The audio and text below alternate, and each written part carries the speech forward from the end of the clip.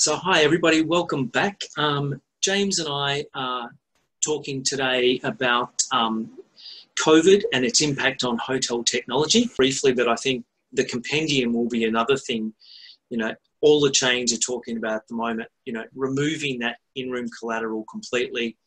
Anything that can be, can harbour germs and presents an issue will be removed. So once again, we're going back to, do we provide the compendium on the guest device? And I've seen solutions that allow that.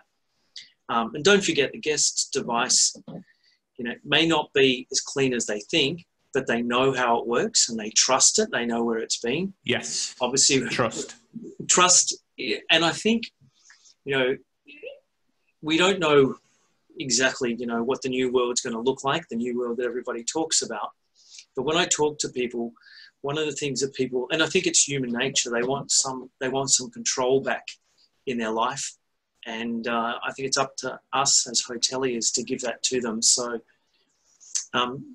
giving them access to those services on their own device, plus the tablets. Yeah, absolutely. I mean, the digital compendium is an interesting one.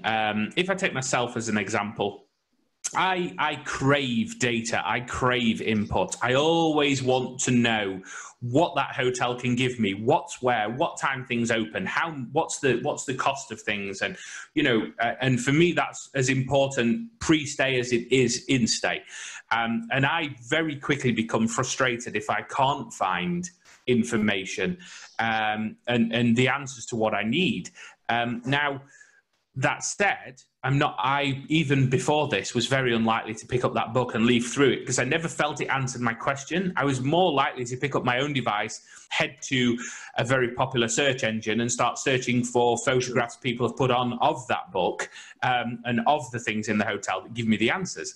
Now, I'm just an example of one type of guest, but I think that the compendium in a book has been dead for some time for the majority of guests. However, the information contained in there is very valuable, and we still need to give it to the guest, be it through a tablet or on the TV or delivered to the guest's own device. Now, for me, I would prefer it at my own device because, to be honest, I would like to see if I can access it before I even arrive at that hotel, because to me, that's valuable information. Now, some hotels may not like that approach and some may like it. I don't know. For me, understanding what facilities are available in the hotel and how they fit into my overall stay, my budget, my times, my planning is very important. Maybe that's different for other people. But we still need to provide access to that information to our guests. So I think it comes back to options. I think it comes back to the type of hotel. I think potentially the most cost-effective option is likely to be deliver it to the guest's own device. There is maybe a risk with some guests that they won't access it because that doesn't suit them. So you need to have a backup plan. So, yeah, that's going to be a challenge. But I think those books, we've all seen the state of them sometimes, and that's not pointing fingers at hotels. That's not accusing them. But if you think that the cost of maintaining, refreshing and replacing those books is much higher than anyone would imagine, every time a change is made, to be reprinting pages and pages of documentation for 200, 300 rooms, and then the staff time to go and replace every single one in and out of the sleeves in 200, 300, 500. If we're talking about a Vegas hotel, we're talking 7,000 rooms nearly in the case of the MGM or something. This is not a small undertaking. It's not. So when you move to a digital delivery, exactly, you are removing those printing costs, time costs, and then if you're moving on to binding or plastic sleeves or something, regardless of the environmental impact, the time and the cost is huge. So that's where the delivery in a digital sense starts to really add up. But of course, if you're delivering to the guest's own device, you are removing this, you're going along those lines of trust. You're removing the need for something else in the room to be cleaned. And again, I lump the printed compendium, printed guest directory in the same as the remote. A housekeeper going into the room is not thinking, I need to sanitize and clean every page of this book. It just doesn't come naturally to a housekeeper. And again, that's absolutely not a criticism. It's just the reality of it is they're focusing on making sure that room is spotless, and opening every page of a 50-page guest directory is not what they'll be thinking of doing. If you have in-room tablets, again, it can be delivered to that. If you have a sort of interactive TV system, it can be delivered to that. But I think the guest owned device is probably the quick win for a lot of hotels, really. Outside of that, could guests be given some kind of condensed guest directory upon request?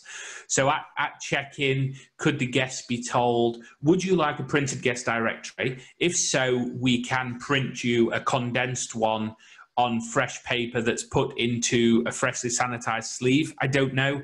I feel like the staff overhead on that is huge. Yeah. So I think we would need to avoid it personally, versus digital delivery.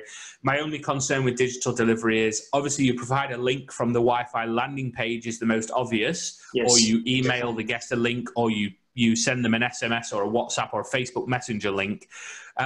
But getting them to open it sometimes might be a challenge. And if it's full of promotional material, you know, the struggle might be getting it in front of them. So I don't know. You're going to have some good communication to tempt them to click that link. Yeah, no, it's a good point. There's a couple of things there, James. I think as long as the compendium is part of, I would see the compendium being part of the room service ordering, potentially part of the overall app that the hotel may have. Although I've got thoughts on apps, and I'm sure you have as well. I think we're a bit over apps. You know, you don't necessarily want to download an app because you're staying 1 or 2 nights at a hotel. You touched on it before. There's a technology now called a progressive web app, which is a website which looks like an app, but I don't need to download it on my device. And I think the benefit there, as we said, you mentioned being able to look at things prior to arrival. With a progressive web app, the guest could be sent that link as part of their reservation confirmation. And so they've then got that information. They can thumb through it. They can see what services are available. They could even use the chat feature to actually communicate with the hotel. And for me, that scenario is ideal. Sorry, go on. Yeah, no. And I was just picking up on the WhatsApp because I think a couple of people may be thinking, okay, so how does that work? Obviously, WhatsApp in Asia, WeChat and products like Line are actually quite big.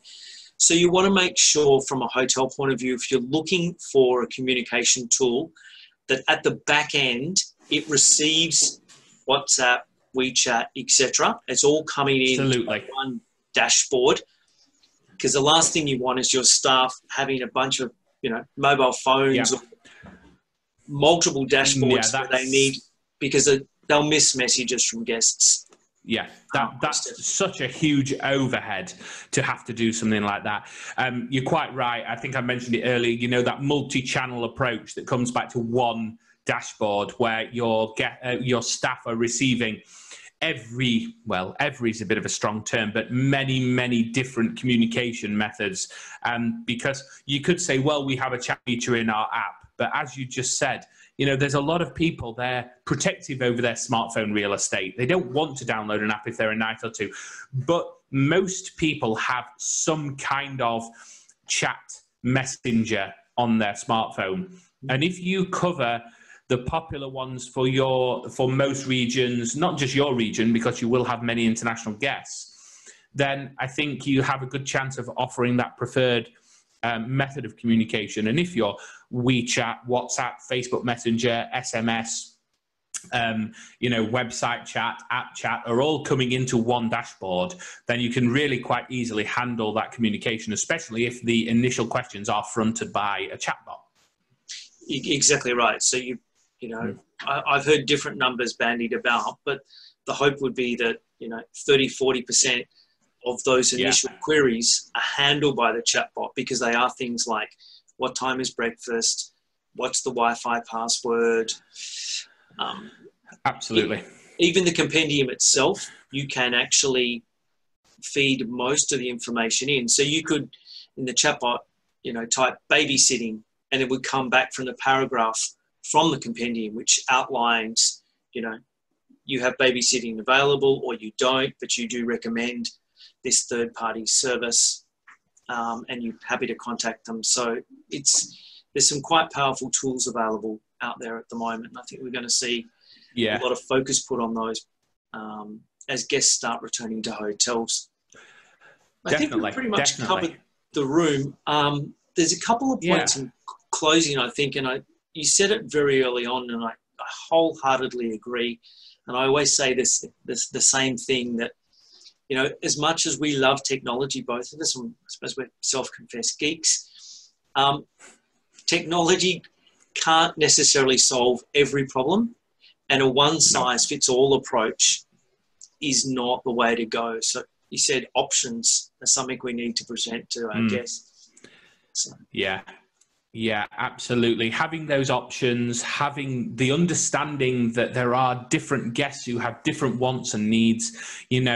Your multi-repeat guest is probably going to be quite happy to have an app and probably get familiar with your smart room controls. And yes, you probably want to invest more time in that guest because they present greater revenue generating opportunities to you. But don't forget that single nighter who wants a really simple stay, wants everything to work, but might spend a huge amount on services while they're in that single night, because they rock up at 7, 8 p.m. after a busy day. They're going to be checking out at 8 a.m., but they're also going to order room service. They're also going to maybe pay for a spa booking to pass the evening. They're also going to have breakfast in the morning, and they're going to be out of that room at 8 a.m. and off to the next day. So, they're going to spend a huge a huge amount in your hotel for that one night, versus your multi-repeat guest who over time, of course, spends more, but they may stay with you for 4 nights a week, but only order room service once, only eat in your hotel once, because they've become familiar with what's in the local area. So yes, you perhaps have more discretionary spend, so you want to spend more time with them, but don't forget all these different guests want different options. So bringing the systems together, offering them options, and understanding that technology is purely complementary to the stay and it can't solve all the problems, will keep those guests coming, I think, and keep them happy. Totally. That's perfect, James. Thank you so much. We will pick up our conversation for our listeners and talk more about technology in the post-COVID world. Excellent. Thanks, Brendon. Great talking.